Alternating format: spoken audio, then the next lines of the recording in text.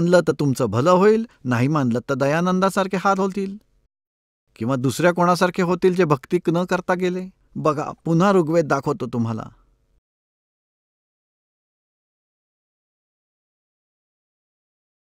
हा तोच आहे. ऋग्वेद मंडल क्रमांक 9 सूक्त 94 मधील हा मंत्र 1 आहे. याचं मूळ संस्कृत इथे दिलं आहे. इथे आहे कवियन वर्जनने याचा अनुवाद इथे केलाय यांनी. याच दयानंदांच्या शिष्यांनी अनुवाद केला आहे इथे याचा त्यात.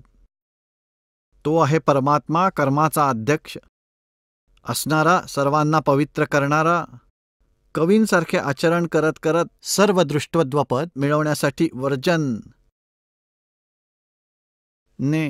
वर्जन म्हणजे हिंडता फिरता. इथे त्यांनी काय दंग केलाय की इंद्रियांच्या अधिकारातील मनाप्रमाणे. हे काय बरोबर आहे का? याचा अर्थ आहे वर्जन म्हणजे कवींप्रमाणे आचरण करतो आहे. तर कवी तर हिंडत फिरत असतीलच, तर व्रजन म्हणजे हिंडणे फिरणे, जाणे चालणे, कवींप्रमाणे हिंडणारा फिरणारा आहे हा. आता इथे बघा की ऋग्वेद मंडल क्रमांक 9 सूक्त 95 मधला हा 94 आहे, कारण 95 तर इथून खालून सुरू होत आहे. हा 94चा हा सूक्त संपतं. या 94 मध्येच 4 मध्ये काय लिहिलंय की तो परमात्मा ऐश्वर्यासाठी सगळीकडे प्रकट आहे आणि श्रीसाठी सगळीकडे गतिशील आहे. म्हणजे तो हिंडतो फिरतो आहे याचा अर्थ असा आहे. आणि ऐश्वर्याला आणि आयुष्याला म्हणजेच काही काळासाठी तो इथे राहतो. उपासकांसाठी तो हे धारण करतो. आपल्या भक्तांसाठी त्यांना ज्ञान देण्यासाठी काही काळ इथे एक जीवन जगून दाखवतो. काही वेळ इथेही राहतो, पण सहज येतो आणि सहजच निघून जातो. आता ऋग्वेद मंडळ क्रमांक 9 सूक्त 95 मधील मंत्र 2 मध्ये बघूया. याच्यात काय सांगितलंय की तो पूर्वोक्त परमात्मा साक्षात्कार प्राप्त करतो, म्हणजेच जो इथे येतो, इथे अन्य रूप धारण करतो, इथे असतो. वाणीद्वारा मुक्तीच्या मार्गाची, वाग्द्वारा म्हणजे वाणीद्वारा बोलून बोलून मुक्तीच्या मार्गाची प्रेरणा देतो. जसं की नौका पैल तीरावर नेताना नाविक प्रेरणा देतो आणि सगळ्या देवांचा देव, सर्व भगवंतांचा भगवान, गुह्यानी म्हणजे गुप्त, नामा आविष्कृणोती, संज्ञेला प्रकट करतो. बघा, हे गुप्त नाव प्रकट करतो, जे गुप्त नाव आहे खऱ्या भक्तीचे आहे, वाणीरूपी यज्ञासाठी. म्हणजे माझ्या म्हणण्याचा अर्थ असा आहे की तो परमात्मा एक गुप्त नाम सुद्धा प्रकट करतो. कबीर साहेब म्हणतात, सो हम शब्द हम जग में ल्याये, सार शब्द हम गुप्त छपाए. हा सोहम शब्द गुप्त नाव आहे जो मी या इथे प्रकट केला आहे. हेच वेद सांगतात की तो परमात्मा गुप्त नावाला प्रकट करतो. सारनाम पण तो प्रकट करतो या दासाला जे दिले आहे ते.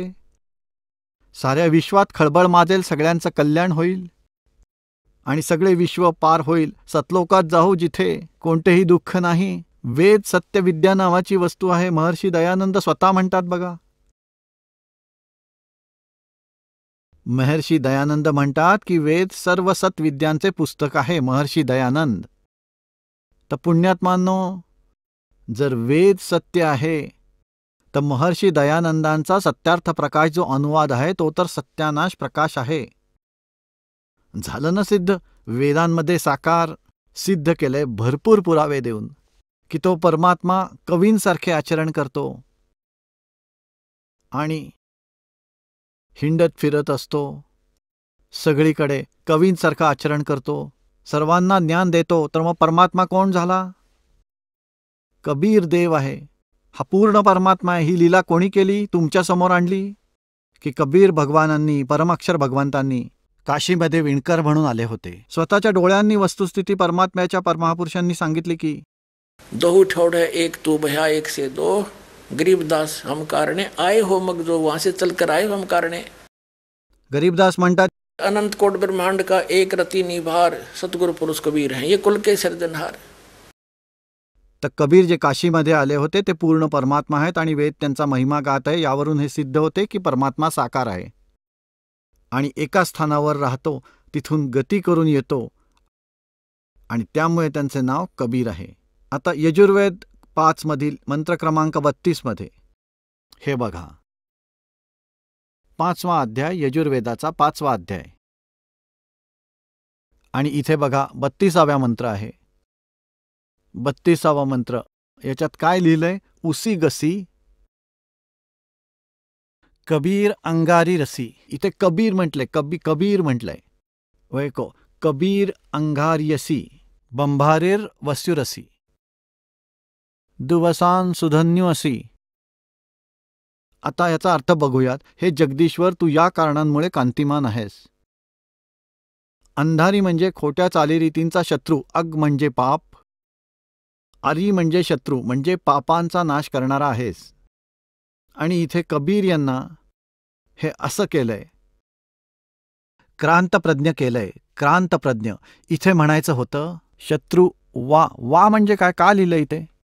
आता शत्रू आहे वा म्हणजे या होतं. या क्रांतप्रज्ञा होतात. याचा सरळ अर्थ आहे कबीरंग्यारसी बंबार्यसी, म्हणजे तुम्ही कबीर देव आहात. कबीर देव. इथे कबीर देव लिहायला पाहिजे होतं. जसं की इथे आता याच यजुर्वेदाच्या 36व्या अध्यायामध्ये महर्षी दयानंदांनी प्रथम मंत्रामध्ये यजू शब्द वापरलाय. रिचम वाचम प्रपदे मनो यजुम प्रपदे. इथे या यजू शब्दाचा अर्थ त्यांनी अगदी बरोबर केलाय. इथे म्हटलंय यजू म्हणजे यजुर्वेद. अगदी बरोबर आहे. जर या ठिकाणी अजून वेगळा अर्थ केला असता तर कसं कळलं असतं की हा यजुर्वेदाचा महिमा आहे? तर ठीक ज्या ठिकाणी या इथं वेदांमध्ये परमात्म्याचा महिमा चालू आहे आणि जिथे कबीर शब्द आहे, येथे कवीला 2 अपसर्ग पण लावलेले आहेत. समजायला पाहिजे की कबीर देव आहे. कबीर देव म्हणजे परमात्मा, म्हणजे परमेश्वर. आता बघा, हा अथर्ववेद आहे. हा सुद्धा आर्य समाजाचा अनुवाद केलेला आहे. महर्षी दयानंद आणि त्यांचे शिष्य याचा अनुवाद करत आले आहेत. हा कुठून प्रकाशित झालाय? तिथूनच. प्रकाशिका आहेत पंडिता राकेश राणी आणि हे मुद्रांकित झालेलं आहे. प्रधान कार्यालय वेद मंदिर महात्मा वेद भिक्षू सेवाश्रम, लेखराम नगर, अब्राहमपूर, मुखमेलपूर, दिल्ली इथून. हे आहे, हे बघा 4थ्या खंडामध्ये. आणि इथे बघा हा 7वा मंत्र आहे. हा 7वा. इथे या ठिकाणी कबीर देव शब्द आहे. कबीर देव. ये अथर्वणम पित्रम देवेंदु बृहस्पती नमसा गच्छात्र त्वम विश्वेश्वाम जनिता. त्वम म्हणजे आपण, विश्वशा म्हणजे विश्व म्हणजे सारी सृष्टी ब्रह्मांड, संपूर्ण विश्वासाचा उद्वाता. देव कबीर देव न दभायत स्वधावान. यात असं लिहिलंय की गतिशील पुरुषार्थी पुरुषा, निश्चल पिता विद्वान किंवा सूर्यादी दिव्यलोकाचा बंधू नियमक, सगळ्या जगाच्या स्वामी परमेश्वराला नमस्कार करून निश्चय करून ओळखूया की हे परमेश्वर तू सर्व सुखांचा उत्पादक आहेस. कारण की इथे म्हणायचं होतं की तुम्ही कबीर देव आहात. इथे बघा, इथे कबीर देव, इथे अप्सर लावलंय इथे आणि देवाचा अर्थ परमेश्वर केलाय. तर असं लिहायचं होतं तो कबीर देव आहे, कबीर परमेश्वर आहे. कबीर देव लिहू शकतात. हे जसंच्या तसं लिहायला पाहिजे होतं. कबीर देव. आपण त्याला कबीर देव, कबीर म्हणजे परमेश्वर, तो म्हणजे कबीर परमेश्वर आहे याचा हा अर्थ आहे. जो सगळ्यांचा रचनाहार आणि सच्चा मित्र, जो सगळ्या ब्रह्मांडाचा रचनाकार, तो कबीर देव आहे. कबीर साहेब आहे. कबीर साहेब म्हणजे कबीर परमात्मा, कबीर देव म्हणा, अल्लाह म्हणा, खुदा म्हणा, कबीर तर परमेश्वर आहेत. आता आपण परत घेऊया यजुर्वेद. अथर्ववेद ठेवून दिला. हा महर्षी दयानंदांचा अनुवाद आहे. हा इथेच छापलाय. इथूनच आपण बघूया. आता इथून आपण परत 5व्या अध्यायाचा, यजुर्वेदाच्या 5व्या अध्यायाचा. आता आपण 32वा मंत्र वाचतोय. 32वा. यामध्ये कबीर अंगारिसी, कबीर परमात्मा, कबीर परमेश्वर, कबीर देव. बमभारी म्हणजे काय म्हणतात हे जगदीश्वर, ज्याप्रमाणे आपण कांतिमान आहात, ठीक. इथे अंगारी म्हणजे पापांचा शत्रू, पापनाशक, पापांचा दुश्मन. आता इथे कबीर देव आहात, कबीर साहेब आहात, कबीर देव. आणि बंभारी म्हणजे बंधनांचा शत्रू. बंभारी बंधनांचा शत्रू. तारादी म्हणजे तंतुतत्वाचा विस्तार करणारे, एकाच अर्थाचे, एकाच शब्दाचे यांनी 2-2 अर्थ केलेत. म्हणजे बंधनांचे शत्रू. तारादी म्हणजे तारादी तत्वांचा विस्तार करणारे. बंभारी म्हणजे बंधनाचे शत्रू. बंधन म्हणजे आपण त्याला बंदी छोड म्हणतो. सांगा. हे दयानंदांचे चेले म्हणतात की दयानंदांनी तर प्रकरण प्रमाणे अनुवाद केलेला आहे. काय अनुवाद केलेला आहे? एका मंत्राचे 2 वेगवेगळे अर्थ. जिथे बिजली म्हणजे परमात्मा आणि बिजली म्हणजे बिजली सुद्धा. आणि इथे बंभारी म्हणजे बंधनाचे शत्रू किंवा या सगळ्याच्या तत्वाचा विस्तार करणारे. काय अर्थ याचा? एक अर्थ होतो कुठल्याही सद्ग्रंथामध्ये आणि 2-2 करून त्याचा कसा निष्कर्ष काढणार बघा. आता याचा काय अर्थ आहे? बंभारी बंधनाचे शत्रू हे व्हायला पाहिजे होतं. बंदीछोड म्हणतो. बंदीछोड बघा. रितधामा म्हणजे स्वयंप्रकाशित. स्वयंप्रकाशित आहे तो सतलोक. आता जसं परमात्म्याने येऊन सांगितलं आहे आणि ज्या महापुरुषाने जाऊन बघितले आहे आणि सोडून दिले त्यांना, कबीर परमात्म्याने, कबीर देवांनी, कबीर साहेबांनी परत त्यांनी सांगितलंय की सतलोक हा स्वयंप्रकाशित आहे. ती पृथ्वी स्वयंप्रकाशित आहे, जसे हिरे चमकत आहेत. आणि त्या ठिकाणी परमात्मा राहतात. एक खूप मोठा गुम्मट आहे, तिथे सिंहासनावर बसले आहेत राजाप्रमाणे मुकुट धारण करून. वरती छत्र आहे परमात्म्यांच्या. हा जो सतलोक आहे तो स्वयंप्रकाशित आहे. स्वयंप्रकाशित म्हणतो आपण त्याला. हे बघा, आपण यजुर्वेदातील 32वा श्लोक वाचतोय 5व्या अध्यायातला. समरज्योती संप्रकाशित. समरज्योती म्हणजे स्वयंप्रकाशित. रितधामा. रित म्हणजे सत्य आणि त्याच्यात धाम म्हणजे लोक. सद्धाम युक्त आहे म्हणजे सद्धामाप्रमाणे आहे तसा आहे. अर्थ झाला सरळ की तो परमात्मा कबीर देव आहे. पापांचा शत्रू, पापांचा नाश करणारा, असा पाशमुक्त आम्ही त्यांना बंदीछोड म्हणतो. आणि तो स्वयंप्रकाशित अशा सतलोकामध्ये राहतो. तिथे राहतो. अजून खूप सारी प्रमाणं दिली गेली आहेत. ऋग्वेद नंबर 9 आणि सूक्त नंबर 82च्या 1, 2, 3 मध्ये ऋग्वेद मंडळ नंबर 9 54व्याच्या 3ऱ्या मंत्रात ऋग्वेद मंडळ नंबर 9 सूक्त 86च्या मंत्र 26 आणि 27 मध्ये की तो परमात्मा एखादा राजासारखा दिसण्यासारखा आहे आणि 3ऱ्या धामामध्ये राहतो आणि सर्व लोकांच्या वरती सुद्धा राहतो. ऋग्वेद मंडळ नंबर 9 सूक्त नंबर 96च्या मंत्र 16 पासून 20 पर्यंत स्पष्ट केलं आहे की त्याचं नाव कबीर देव आहे. तो तिथून तो लोकयुक्तांच्या माध्यमातून आपलं ज्ञान प्रसार करतो आणि तो 3ऱ्या मुक्तिधामामध्ये विराजमान आहे. तिथे राहतो. तिथून विद्युत गतीने येतो, पुण्यात्म्यांना मिळतो आणि त्यांना आपलं ज्ञान देतो. आणि या दयानंदांचे चेले म्हणतात की रामपालने वैदिक रीतीने वेद वाचलेले नाहीत. दयानंद आणि यांचे शिष्य यांनी वेद वाचले आहेत का असे सर्व घोटाळा करून टाकलाय. अज्ञान भरून टाकलंय. काही माहीत नाही या लोकांना. सर्वात मोठी खुशी तर यांनी ही मानली पाहिजे, काही अक्कल आली पाहिजे जे दासाचा विरोध करतात. हे म्हणतात की रामपालना संस्कृत येत नाही आणि सर्व सद्ग्रंथ उघडून समजून दाखवले. तर तुम्हीच बुद्धीने बघा कोण आहे रामपाल. हा दास आहे त्या परमात्म्याचा. हा रामपाल दास आहे त्या परमपित्याचा, त्या परमेश्वर कबीराचा दास आहे. त्यांनीच दिलेल्या बुद्धीमुळे सगळ्या सबग्रंथांना समजून घेतलंय. म्हणतात नौमन सूत उळजिया ये ऋषी रहे झकमार और सतगुरु म्हणजे तत्वदर्शी संत ईसा सुळजा दे उळजन दूजी बार. असे निराकरण केले आहे की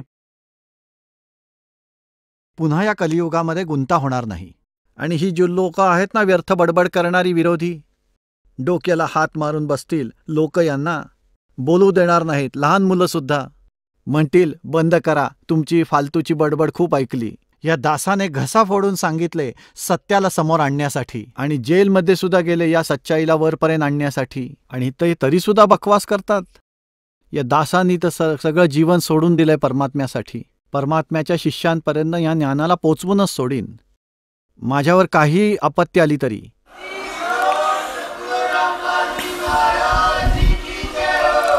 तर महर्षी दयानंद संस्कृत भाषा जाणकार होते. व्याकरण जाणकार लोकांना या भाषेचं व्याकरण येणारच. एका भाषेच्या पारंगत असल्याने महर्षी होऊ शकत नाही, तो त्या भाषेचा शास्त्री होऊ शकतो. अध्यात्मामध्ये तत्वज्ञानची आवश्यकता असते, ते त्यांच्याकडे नव्हतेच जे दासाकडे आहे, आणि सगळ्यांच्या ज्ञानाचा पोल खोलून टाकीन. कितीही आचार्य हे शंकराचार्य महर्षी किंवा संत बनून फिरतात, यांना कुठे तोंड लपवायला जागा राहणार नाही. जनताच त्यांना जागेवर आणेल, यांची एक गोष्ट सुद्धा कोणी ऐकायला तयार होणार नाही. आणि जितकेही हे टी व्ही चॅनल्स आहेत, इलेक्ट्रॉनिक मीडिया किंवा वर्तमानपत्र, हे सत्यज्ञान पसरवायला या दासाची मदत केली पाहिजे, पण ते करतायत विरोध. पण हे सत्य समोर आणण्यापासून दूर पळत आहेत.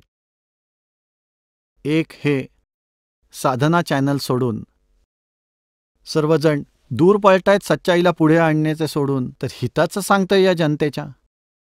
या सगळ्यांना तर फक्त पैसा पाहिजे, बस आपला पैसा पाहिजे, जनता खड्ड्यात जाऊ दे.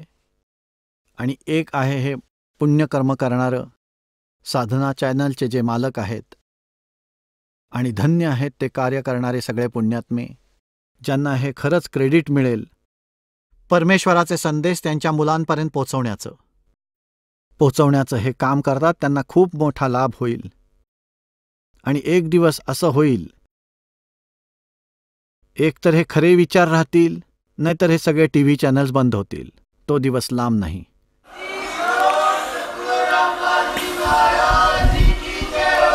गोंधळ उडवून दिलाय खोट्या धार्मिक संतांनी, महात्म्यांनी, शंकराचार्यांनी. दुनिया बुडवून टाकली. यांना माहीत नाही यांनी नाश केलाय. यांना माहिती नाही किती अनमोल जीवन आहे ते. आणि या सत्साधनेमुळे यांना इथेही सुख, आणि जिथे जाईल त्यांना सदा सुखी, जिथे गेल्यावर साधक कधीच परत येत नाही. आता मी तुम्हाला हे दाखवतो की परमात्मा अनेक धार्मिक ग्रंथात सुद्धा, जसं पवित्र बायबलमध्ये, पवित्र कुराण शरीफमध्ये आणि पवित्र गुरुग्रंथमध्ये सुद्धा असं लिहिलंय की परमात्माचं शरीर आहे, त्याचं नाव कबीर आहे. सांगा, हे भगवान कसा अंधकार केला या बोलणाऱ्यांनी. सद्ग्रंथांना नीट आत्मसात केलं नाही हे दाखवतो तुम्हाला. आता बघा पुण्यात्मांनो, तुम्ही कधी पवित्र ईसाई धर्माच्या एखाद्या व्यक्तीला किंवा त्यांच्या फादरना, त्यांना कोणी विचारतं का की परमात्म्याची काय स्थिती आहे, तो निराकार आहे का साकार? ते म्हणतात की गॉड इज फॉर्मलेस. आता बघूया, परमात्मा निराकार आहे. आता बघा, पवित्र बायबलला हे ग्राह्य मानतात. याच्यात काय लिहिलंय हे सत्य आहे. त्याच्याद्वारे ज्ञान प्रसारण करतात ईसाई धर्माचे प्रवक्ते. हे पवित्र बायबल काय सांगतोय? या सगळ्यांना मोतीबिंदू झालाय. परमात्मा कबीरजी म्हणतात, मोती मुक्ता दर्शत नाही ये जग है सब अंधरे, और दिखत के तर नैणच समीन काय फेऱ्या मोतिया बेंद्रे. जसं एखाद्या व्यक्तीच्या मोतीबिंदू होतो, डोळे असे दिसतात की जे स्वस्थ आहेत, पण त्याला दिसत काही नाही, आंधळा आहे तो. तर हे शिकलेले नाही आहेत कोणीच हे विद्वान. 4 श्लोक पाठ केले गच्छामी गच्छामी म्हणून आम्हाला मूर्ख बनवलं. आता बघा, हे पवित्र बायबल दाखवतो तुम्हाला.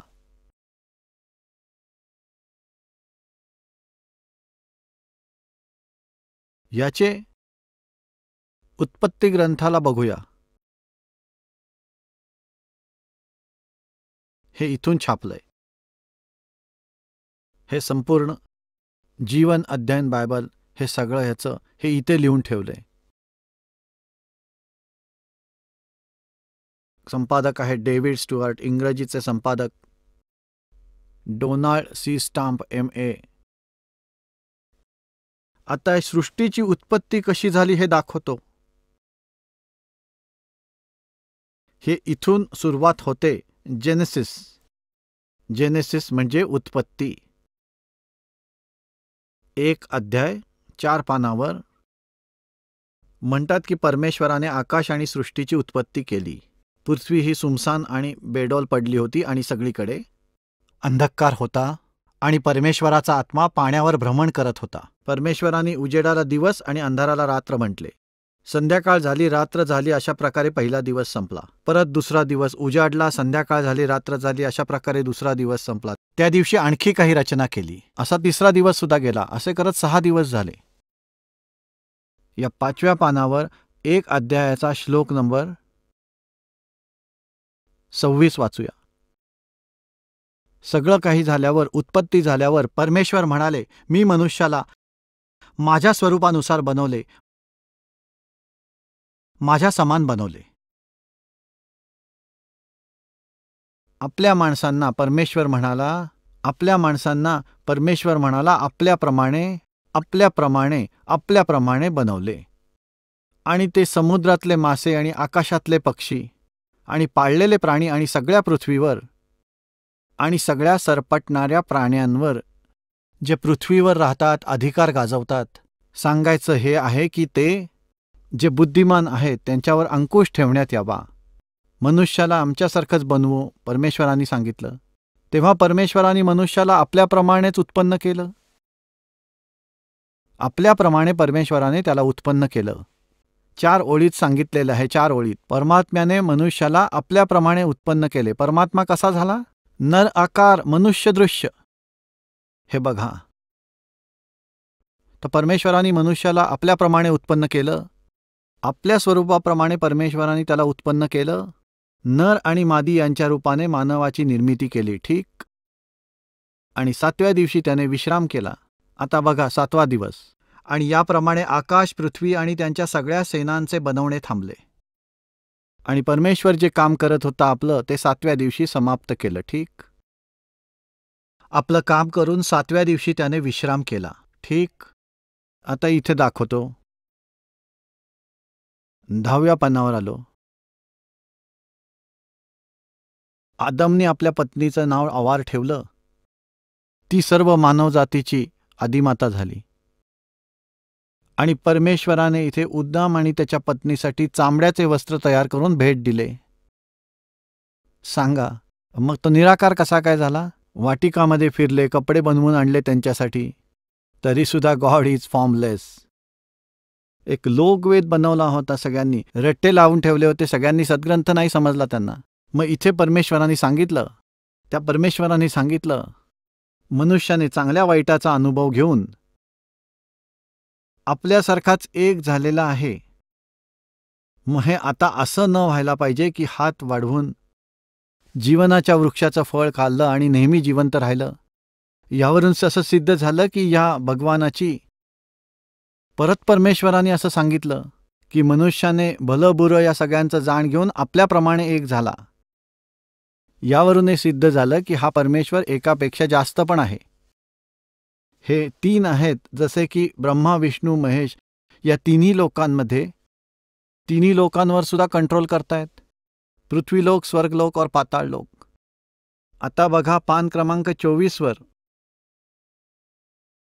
पान 24वर तीच उत्पत्ती 17-18 यातल्या 18व्या अध्यायात अब्राहम बंबर बांधवृक्षाच्या मध्ये कडक उन्हामध्ये कुटीच्या दारात बसला होता. तेव्हा परमेश्वराने त्याला दर्शन दिले. त्याने डोळे उघडून वर पाहिले तर त्याला काय दिसले? 3 पुरुष त्याच्या समोर उभे आहेत. जेव्हा त्यांनी त्यांना बघितलं तेव्हा त्यांना भेटण्यासाठी कुटीच्या द्वारापासून धाव घेतली आणि साष्टांग दंडवत घातला. आणि तो म्हणाला, हे प्रभू, जर तुमची माझ्यावर कृपादृष्टी असेल तर मी विनंती करतो की आपल्या दासापासून तुम्ही दूर जाऊ नका. मी थोडंसं पाणी आणतो, ते आपल्या चरणावर टाकतो. तुम्ही या वृक्षाखाली थोडा विश्राम करा. मग मी एक रोटी आणतो, ते खाऊन तुम्ही ते खावं आणि नंतर पुढे निघावं. कारण आपण आपल्या दासाकडे याचसाठी आला आहात. ते तिघंही म्हटले की तू सांगतोयस तसंच करूया. हे समजलं तुम्हाला? हे 3 आहेत. आणि परमात्मा साकार आहे, मनुष्य सदृश्य आहे, त्याने मनुष्याची निर्मिती त्याच्या समान केली आहे. तर पुण्यात्मांनो, परमात्मा म्हणतात, एक ना भूला, दो ना भूली, भूली सब संसारी. पूरा विश्व भूला पड़ा है सारच ज्ञान का. तर ही या दासावर जबाबदारी आली आहे पुण्यात्मांनो, हे ज्ञान तुमच्या सर्वांपर्यंत पोहोचवण्याची. त्याला आत्मसात करा. विचार करा, हा दास का प्रयत्न करत आहे? यात काय स्वार्थ आहे माझा? 2 पवित्र धर्मग्रंथातून सिद्ध झालंय, पवित्र वेदातून, पवित्र बायबलमधून. परमात्माचं शरीर आहे, मानवाप्रमाणे आहे. त्याचं नाव कबीर आहे, हे पण वेदामध्ये पण सिद्ध झालंय. आता कुराण शरीफ पण कबीर परमेश्वर आहेत हेच सिद्ध करतील. मूळ शक्ती तर एकच आहे, ज्याची की अनेक रूपं केलेली आहेत, जसं की एकापेक्षा जास्त स्वामी आहेत. जसे की ब्रह्मा विष्णू महेश हे एक विभागाचे मंत्री आहेत 3 लोकांचे. हे आपल्यासमोर पवित्र बायबलमधून पण स्पष्ट झालं और पवित्र वेदांमध्ये सुद्धा हे दासांनी स्पष्ट केलं. आता पवित्र कुराण शरीफ आपल्याला सूचित करतं की ज्या परमात्म्याने 6 दिवसांमध्ये सृष्टी निर्माण केली आणि 7व्या दिवशी त्याने विश्राम केला, तो साकार आहे आणि ते कबीर आहेत. आणि कुराण शरीफच्या ज्ञानदातापेक्षा वेगळे आहेत ते परमात्मा. कुराण शरीफचे ज्ञान जो देतो त्याला पवित्र मुसलमान धर्मामध्ये लोक म्हणतात की ज्याने कुराण शरीफचे ज्ञान दिले तो आमचा अल्लाह आहे. तो कुराण शरीफचा न्यायदाता जो आहे तो हजरत मोहम्मदजी ना म्हणतो तो कबीर नामक अल्लाह कोणी वेगळा आहे, ज्याने 6 दिवसात सृष्टी रचली आणि तो सर्व शक्तिमान आहे, पापनाशक आहे. आणि त्याची खबर एखाद्या बाखबरला म्हणजे जाणकाराला विचारा. 7व्या दिवशी सिंहासनावर जाऊन बसले. अशा प्रकारे गीतेचा ज्ञानदाता 4थ्या अध्यायाच्या 34व्या श्लोकामध्ये म्हणतो की अर्जुन, त्या दिव्य ज्ञानाला तू तत्वदर्शी संतांकडे जाऊन ग्रहण कर. त्यांना दंडवत प्रणाम करून कोणताही कपट न ठेवता, कपट सोडून नम्रतापूर्वक प्रसन्न करून ते तत्वदर्शी संत तुला तत्वज्ञानाचा उपदेश करतील. कुराण शरीफचा ज्ञानदाता सांगतो हजरत मोहम्मदजींना.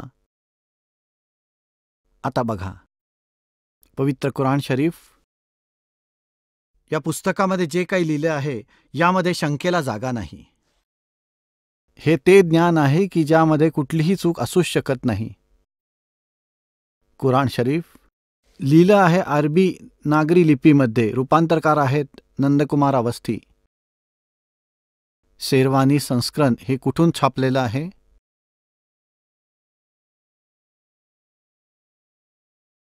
हे तेच लिहिलं आहे की याच्यात कुठलीही चूक असू शकत नाही.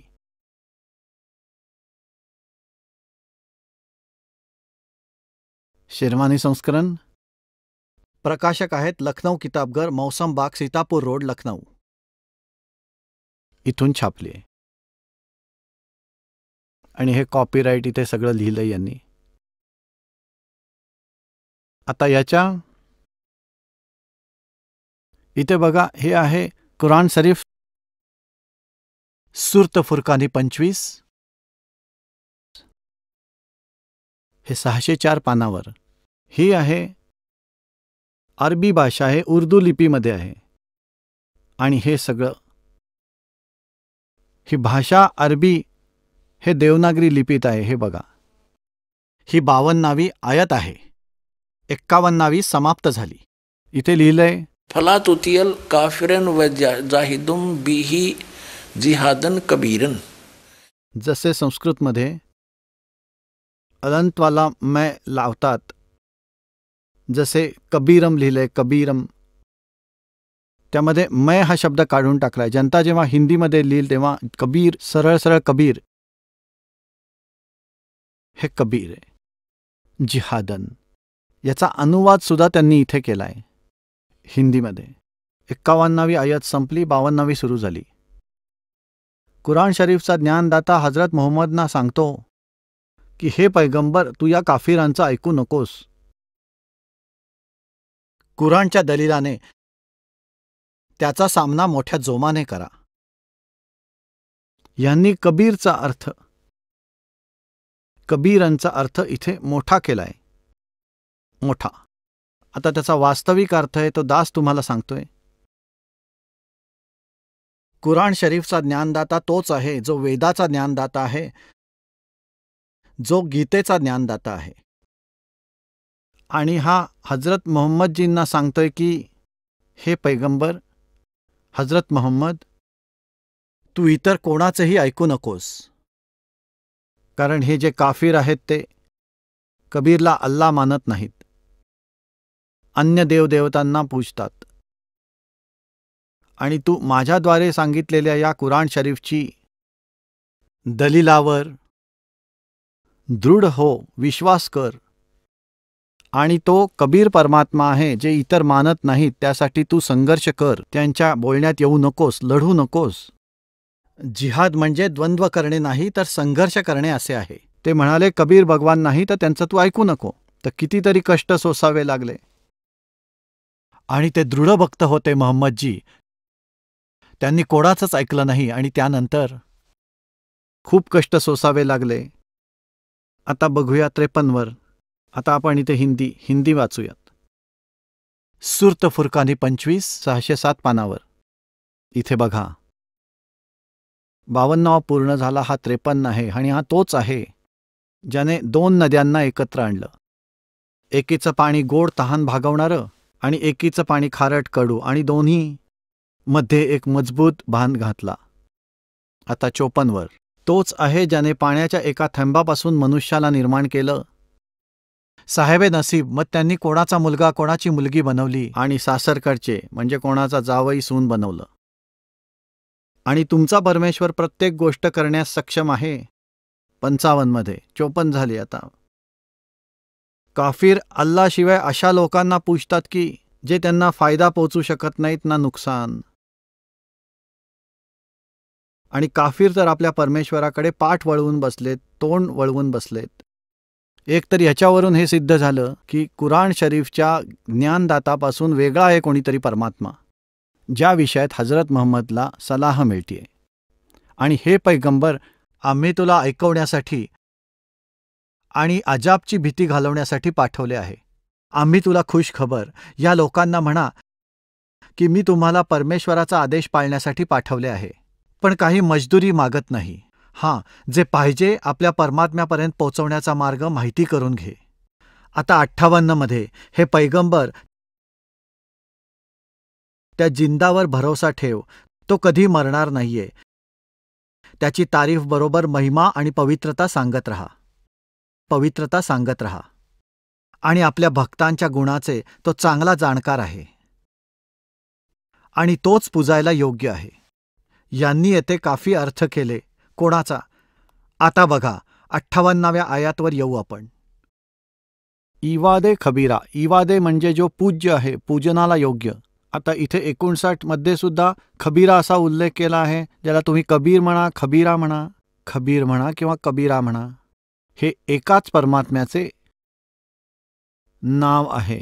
जसे आमच्या इथे हरियाणामध्ये पलवल शहर आहे, त्या क्षेत्रातल्या व्यक्ती त्याला परवर म्हणतात. ते लचा र असा उच्चार करतात. पलवलला परवर म्हणतात. जसं आपण दलिया म्हणतो ना, दलिया, त्याला ते दरिया म्हणतात. तर सांगणं एकच आहे. खबीर म्हणा, खबीरन म्हणा, खबीरा म्हणा. त्यांनी त्याचा अर्थ केला की मोठा, खूप मोठा. बघा आता इथे गडबड झाली आहे सगळी. आता हे बघा, हे पैगंबर, त्या जिंदावर भरोसा ठेवा, तो कधी मरणारा नाहीये. आता ज्याप्रमाणे परमात्मा कबीरजी म्हणतात की जे मोहम्मदजींना भेटले होते, मोहम्मदजींना, आणि आम्ही मोहम्मदांना जिथे घेऊन गेलो, जिंदा महात्म्याच्या रूपात कबीर परमेश्वर सर्व महापुरुषांना भेटले. आदरणीय धरमदास साहेबांना भेटले, आदरणीय नानक साहेबांना भेटले, आदरणीय दादू साहेबजी यांना, आदरणीय गरीबदासजी साहेब गाव छुडानी जिल्हा जंजरवाल्यांना, आदरणीय गीसा साहेबजी गाव खेकडा जिल्हा मेरठ उत्तर प्रदेशच्या. असेच ते मोहम्मदजींना पण भेटले होते जिंदा महात्म्याच्या रूपात. हे समजू शकले नाहीत की त्यांनी जिंदाचा अर्थ केला चैतन्य. याचा अर्थ असा आहे की जे जिंदाच्या रूपात तुला भेटले होते ते परमात्मा आहेत, पूर्ण ब्रह्म. ज्याने 6 दिवसात सृष्टीची निर्मिती केली आणि 7व्या दिवशी विश्राम केला, तो अविनाशी आहे, तो सर्व पापांचा नाशक आहे आणि सर्व गुन्ह्यांचा म्हणजे पापांचा नाशक आहे. आणि वो 7व्या दिवशी वरती जाऊन विराजमान झाला, तो परमात्मा आहे. हा कबीर. हे बघा, हे पैगंबर, त्या जिंदा यांनी जिंदा रूपात मिळाले त्यावर भरोसा ठेव, जो कधी मरणारा नाहीये, वास्तवात अविनाशी आहे. आणि प्रशंसा करून त्याची महिमा सांगत रहा, त्याचे महिमेचे गुणगान करा. कुराण शरीफाचा ज्ञानदाता कुठल्या तरी कबीर नावाच्या परमात्म्याची महिमा सांगत आहे आणि त्याची महिमा हजरत महम्मद पण करायला सांगत आहेत. हे बघा, आणि त्याच्याबद्दल तो आपल्या शिष्यांच्या गुन्ह्याबाबत खूप खबरदारी घेतो. यांनी कबीरचा अर्थ काफी केला या इथे. खूप जागरूक आहे हे लिहिलं इथे. आता 59 मध्ये असं सांगितलंय की जो चराचरात आहे, ज्याने जमीन व आकाश आणि जे पण त्याच्या आत झाले सर्वांना 6 दिवसात उत्पन्न केले, मग तो सिंहासनावर विराजमान झाला, तो अल्लाह खूप दयाळू आहे. तर त्याची माहिती बाखबरला विचारून पहा आणि तत्वदर्शी संतांना विचारून पहा. इलमवाले को म्हणजे एखाद्या तत्वदर्शी संताला विचारा. तर कुराण शरीफचा ज्ञानदातासुद्धा त्या परमेश्वराची खबर ठेवत नाही. त्याने एका तत्वदर्शी संतांकडे इशारा केला. असेच यदि गीता अध्याय नंबर 4 के श्लोक नंबर 34 गीता ज्ञानदाता म्हणतो की अर्जुन, तर ते तत्वज्ञान जे परमात्मा इथे येऊन सांगतो, तर ते तू तत्वदर्शी संतांकडे जाऊन समज. त्यांना साष्टांग नमस्कार करून, कपट सोडून, नम्रतापूर्ण अभिवादन करून तर ते संत तर बाखबर तुला ते तत्वज्ञान सांगतील, त्या परमात्म्याविषयी तुला सांगतील. हा कुराण शरीफाचा ज्ञानदाता तो ब्रह्म आहे. आणि हजरत महम्मदला सांगतोय की तो कबीर नावाचा परमात्मा आहे, ज्याने 6 दिवसात सृष्टी निर्माण केली आणि 7व्या दिवशी विश्रांती घेतली. तो आहे पूर्ण परमात्मा. त्याची खबर एखाद्या बाखबरेला विचार. कुराण शरीफाचा ज्ञानदाता पण त्यांच्या बाबतीत अल्पज्ञानी आहे, जाणत नाही. हा दास आहे बाखबर. समजून आलं तर कल्याण करून घ्या.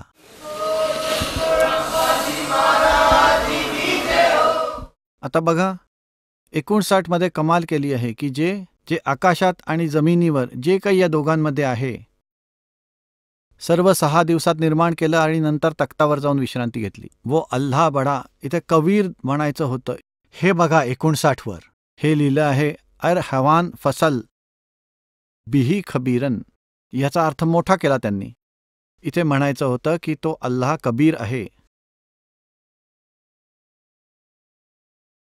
जो तख्तावर जाऊन विसावला तो कबीर आहे. अल्लाह कबीर आहेत, अल्लाह कबीर आहे हे लिहायला पाहिजे होते, म्हणजे प्रश्न आला नसता. तो कबीर अल्लाह रहमान आहे. त्याची खबर कुठल्याही बाखबर म्हणजे इलमवाल्याला विचारून बघा. 59 मध्ये स्पष्ट केलंय. पुण्यात्मांनो, आपण बघितलं की 3 पवित्र धर्मांच्या सद्ग्रंथामध्ये सिद्ध केलंय की परमेश्वर हा मनुष्य सदृश आहे, म्हणजेच तो प्रत्येक मानवाच्या हृदयात आहे, मनात वास करतो. त्याचं नाव कबीर आहे. तो वरतून येतो, तो चांगल्या आत्म्यांना मिळतो आणि तत्वज्ञानाचा प्रसार करतो. तो कोण आहे हा दास सांगेल. जो काशीमध्ये आला, जो जुना धानक बोलता तो परमात्मा. तो परमात्मा सर्व ब्रह्मांडांचा निर्माता आहे. आणि ज्या सत्पुरुषांना साक्षात परमेश्वराने दर्शन दिले ते सांगतात की अनंत कोट ब्रह्मांड का एक रति निभार सतगुरु पुरुष कबीर है, ये कुल के सृजनहार. आता आपण गुरुग्रंथ साहेब मध्ये काय प्रमाण आहे ते बघूया. आम्ही एका पुस्तकातून वाचले, त्यातून नोंद करून ठेवली आणि गुरुग्रंथ साहेब मध्ये पण पाहिले. त्या पानांवर असंच्या असं सापडलं जे दास तुम्हाला सांगतो आहे की जसं पण आपण वेदामध्ये बघितलं त्याच्यात स्पष्ट केलंय की परमात्मा वरती लोकमध्ये राहतो आणि तेथून गतीने येतो, चांगल्या लोकांना मिळतो आणि तो परमात्मा त्यांना तत्वज्ञानाचा उपदेश करतो. हेच तो परमेश्वर आहे. कोणाकोणाला भेटले? आदरणीय धरमदास साहेबजी यांना बांधवगडचे, आदरणीय मुलुकदास साहेबजी यांना, आदरणीय नानक साहेबांना जे शीख धर्माचे प्रवर्तक आहेत, आणि आदरणीय दादू साहेबांना, आदरणीय गरीबदासजी साहेब गाव छुडानी जिल्हा जंजरवाल्यांना, आदरणीय घिसादास साहेब गाव खेकडा, जिल्हा मेरठ, उत्तर प्रदेशवाल्यांना. तर त्या महापुरुषांनी परमात्म्याला बघितलं. काय सांगितलं? आदरणीय गरीबदास साहेबजी म्हणतात, अनंत कोट ब्रह्मांड का एक रति निभार और सतगुरु पुरुष कबीर हैं कुल के सिरजनहार. आदरणीय रामानंदजींना साहेब भेटले. त्यांनी पण हेच सांगितलं की स्वतः परमेश्वरांनी त्यांना येऊन सांगितलं की हम ही अलकला हैं कुतुब गोस और पीर, गरीबदास खालक दनी हमरा नाम कबीर. ए स्वामी श्रेष्ठा हम सृष्टि हमरा तीर, दास गरीब अधर बसू. कबीरदास म्हणतात की अवगत सत कबीर. मी वरती राहतो आणि सर्व सृष्टीचे रचनाकार आहे. आदरणीय गरीबदास साहेबांनी सांगितले की अनंत कोट ब्रह्मांड का एक रति निभार और सतगुरु पुरुष कबीर हैं ये कुल के सिरजनहार. स्वामी रामानंदांनी सांगितलं की बोलत रामानंदजी जे परमात्म्याला बघितलं सतलोकामध्ये ते इथेही बघितलं बसलेलं. बोलत रामानंद जी सुन कबीर करतार, गरीबदास स्वरूप में तू ही बोलनहार. दोहू ठोर है एक तू. तू तिथे पण आहे, इथे पण आहे. दोहू ठोर है एक तू, भया एक से दो, कह रामानंद हम कारणे तुम आए हो मग जो. की जे तुम्ही तिकडून इथे आलात. आदरणीय दादू साहेब म्हणले की जिन मुझको नित नाम दिया सोई सतगुर हमार, दादू दूसरा कोई नहीं कबीर सिरजनहार. गरीबदासजी म्हणतात हम सुल्तानी नानक तारे दादू को उपदेश दिया और जात जुलाहा भेद नहीं पाया, वो काशी माए कबीर हुआ. अनंत कोट ब्रह्मांड का एक रति निभार और सतगुरु पुरुष कबीर हैं वो कुल के सिरजनहार. याचंच प्रमाण आदरणीय गुरु नानक देवजी साहेबांनी यांच्या वाणीमध्ये आपल्याला प्रश्न नंबरापर्यंत सांगतो. हे बघा, श्री गुरुग्रंथ साहेबजी. आता याच्यामध्ये आपल्याला प्रश्न नंबर 24 वर श्री राग महला पहला हे सर्व दाखवतो जे पंजाबीमध्ये लिहिलेलं आहे. आता हे बघा, पृष्ठ क्रमांक 24 वर रागश्री हे आहे श्री राग महला पहला घर 4. आता हे पहा, मैं कीता न जाता हराम खोर, ओ किया मुँह देसा दुष्ट चोर, नानक नीच कह विचार. बघा, विचार म्हणले आहे. विचारला पंजाबीमध्ये विचार म्हणतात. बघा, पंजाबीमध्ये वला ब म्हणतात. नानक नीच कह विचार, ये दानक रूप रहा करता रे, दानक रूप रहा करता रे. आता आपल्याला एक प्रमाण अजून दाखवतो, जिथे सरळ कबीर नाव लिहिले आहे. पृष्ठ क्रमांक 721 वर, हे पान नंबर 721 वर हे पहा. आता हे पहा, एक अरज गुप्तम पेश तोदर गोस कून करतार, हक्का कबीर करीम तू. हे शब्द बघा लक्षपूर्वक. हक्का कबीर म्हणजे सत कबीर, दयाळू तू. हक्का कबीर करीम तू, दयाळू तू. बेऐब परवरदिगार. आता हे पहा, नानक बगयोत जन तुरा तेरे चाकरा पाखा. तुझ्या पायाची धूळ. चाकरा म्हणजे तुमचा सेवक, तुमचा नोकर. पुन्हा बघा, वरून पृष्ठ नंबर 721 वर, पृष्ठ क्रमांक 721.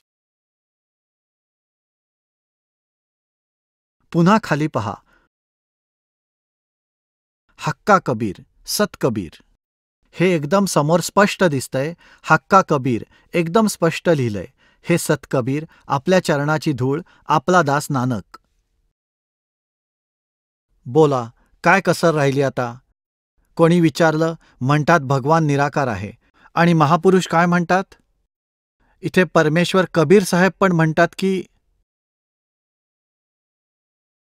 हम ही अलख अला हैं कुतुब गोस और पीर, गरीबदास खालिक दनी हमरा नाम कबीर. ए स्वामी सृष्टा में सृष्टि हमारा तीर, दास गरीब अधर बसुम अवगत सत कबीर. की वर राहतो मी, सतकबीर आहे मी, सत्पुरुष आहे मी, सचखंडमध्ये राहतो, सर्व ग्रंथ प्रमाणित केले, परमात्मा मनुष्य दृश्य आहे, सहशरीर आहे, वरच्या लोकात राहतो आणि इथे पण काही लीला करण्यासाठी व उपदेश करण्यासाठी येतो, दृढ भक्तांना भेटतो. ते सहशरीर आहेत, त्यांचे नाव कबीर आहे. ते कोण आहेत? अनंत कोट ब्रह्मांड का एक रति निभार, सतगुरु पुरुष कबीर हैं कुल के सिरजनहार. हम सुल्तानी नानक तारे दादू को उपदेश दिया, जात दुलाहा भेद न पाया वो काशी में कबीर हुआ. वो धानक रूप रहा करतार. ते कबीर भगवान, कबीर इज गॉड, कबीर पूर्ण परमात्मा आहे. कबीर इज गॉड इति सिद्धम. सत साहेब.